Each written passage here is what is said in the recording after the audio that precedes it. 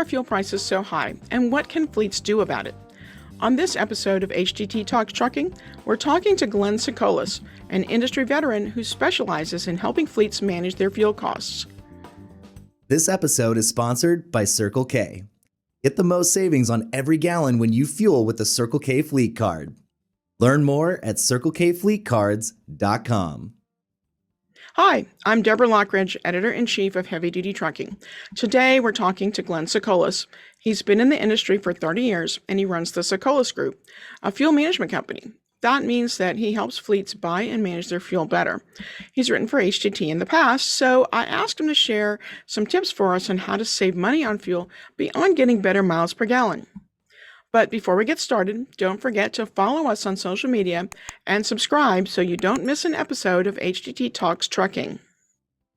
Glen, welcome to HDT Talks Trucking. We're glad to have you here talking about fuel, oil, high prices. We've seen crude oil prices up and down in recent weeks. We've seen diesel prices up and down, record highs. What are some of the reasons behind this? I know some people blame federal regulations for reducing domestic oil production, but isn't it really more of a global issue? Hi, Deborah. Thanks for having me. Yes, I mean, the world markets do dictate the price of crude oil and diesel fuel. But I mean, what we're going through is, something we've never been through, right? We're coming off of a pandemic where a lot of people weren't buying fuel, obviously, because we're all staying at our houses. Trucks weren't going as many places as they were, with the exception of maybe Amazon, FedEx, and UPS, because they're delivering stuff to our houses.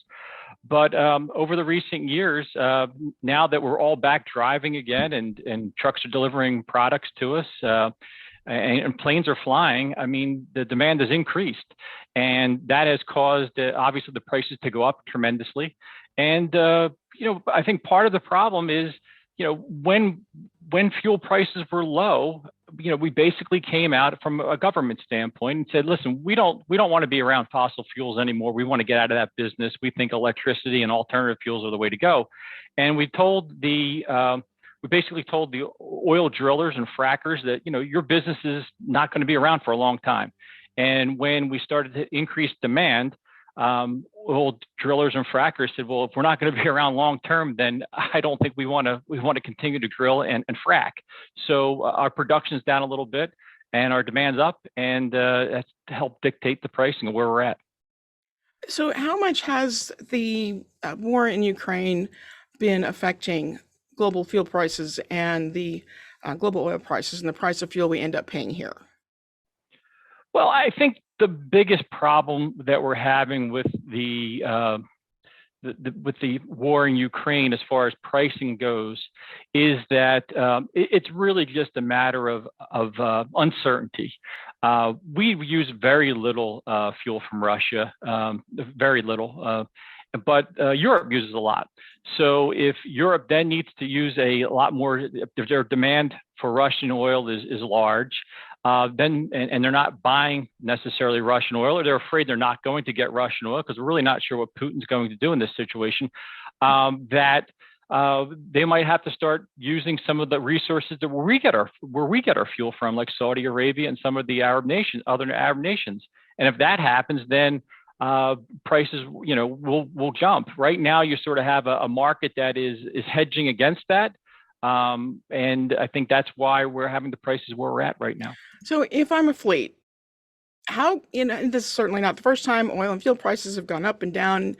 They've been, not quite so volatile the last couple of years, but you and I've seen it many times in our years in the industry.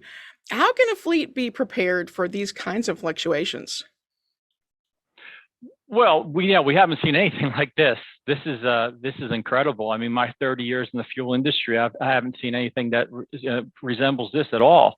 When I first got into business years ago, if the price moved more than a quarter cent in a day, we thought it was a big deal. I mean, we're seeing fluctuations of 25, 30, 50, even 75 cents in a day, which is astronomical. I mean, from a standpoint of what we could do, I think the best thing is every company is a little bit different.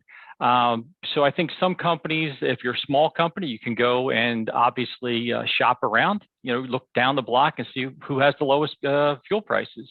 If you're a larger company, talk to some of your fuel suppliers and see if you can consolidate some of your volume and negotiate some deals with them to send them to to the truck stops. Or if you're buying bulk or mobile fuel, go back to them and determine, are you getting the best pricing that is available to you based upon your size and how frequently you get your deliveries and how well you pay. So you sort of covered this a little bit, but any other suggestions for, what a fleet can do immediately to save money on their fuel costs? Well, I think, if from a standpoint of, even a consumer and a fleet, I mean, if you could reduce the amount of miles you're driving in a day, that's automatic savings, right? Because the less miles you drive, the less fuel you're going to burn. Now, obviously, there's a lot of companies that can't do that. They're already maximizing, minimizing their miles driven. So, I mean, I think from a standpoint of what they could do today, again, I think that maybe the best thing to do is to, again, go out and look at the best places where they got biofuel, the lowest places in your area, truck stops, potentially an app. Maybe go online and look at a Gas Buddy or a Fuel Book. Talk to your vendors. Another area where a lot of people don't really look is audit your bills. I mean, fuel companies are having issues with labor just like everybody else. So your local Starbucks has issues with labor, so does the fuel company. And they're having people in different positions sending out invoicing, and the fuel price is going up and down every day very rapidly. So people aren't really they might not be doing the same system they're doing every day, and mistakes are made. A lot of mistakes right now are made. So I tell everybody to make sure you audit your fuel invoices to make sure that you're getting what you thought you're going to get and paying for what you thought you were going to be paying. Good advice at any time, but yeah, especially now. And I remember the last time fuel prices got high, obviously, like you said, not this high, but I remember hearing reports about fuel theft. Are you hearing any customers or any talk about that being a problem now?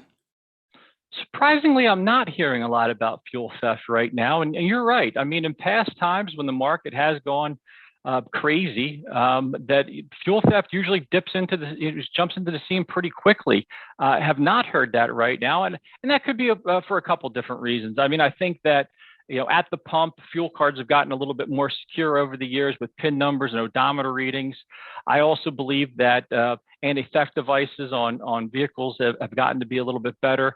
And maybe we just haven't heard the stories yet. Maybe they're still out there to come because really, even though the prices have gone up since the beginning of the year a lot, they've really gone up rapidly over the last couple of weeks. So maybe the stories are still out there to come. That may be. That may be. What about longer term strategies? I mean, fuel's always a top cost for fleets, so managing your fuel costs is going to help your bottom line no matter what the retail price. What are some of the top ways that you suggest long term for fleets to save on their fuel? Well, I think some of the best ways for a company to save on their fuel is to really look at their whole fuel program. I mean, take a step back and look at it from top to bottom. I mean, if you're a small operator, maybe your fuel program is a fuel card. So, look at the fuel card that you're using and then determine, can I have all my drivers go to one location to fuel and then, go to that location and potentially negotiate a deal with that location? Because, it's just like anything else. The more you buy, the better break you're going to get on something. I mean, if you're a larger company, you're buying fuel at several different mechanisms. You might be buying it at a truck stop or mobile fueling or bulk fuel or even leasing fuel at some of your larger lease companies. And it's to, look at your program, not when you're in the heat of day like we are right now, but look at it when things are a little bit calmer and decide that, hey, what's best for my company? Is it best to have a mobile fuel program where a company comes out and fuels my vehicles at night because I have high labor costs for my drivers? Or are my drivers driving past a truck stop every day and I can consolidate the utilization there to make sure that I can get the best rate with that particular truck stop? But it's really to take a all-encompassing look at how you're buying fuel, as opposed to just trying to piecemeal it, whenever it happens. I find most companies sort of set it and forget it and never look back. It's a constantly, it's a living, breathing thing, a good fuel program. So some fleets might end up being inspired to, once things calm down a little, to take some of those longer term looks at their fuel program. Well, Glen, that's about all the time we've got for this episode of HDT Talks Trucking. I appreciate your insights today, and thanks for being on. Thank you.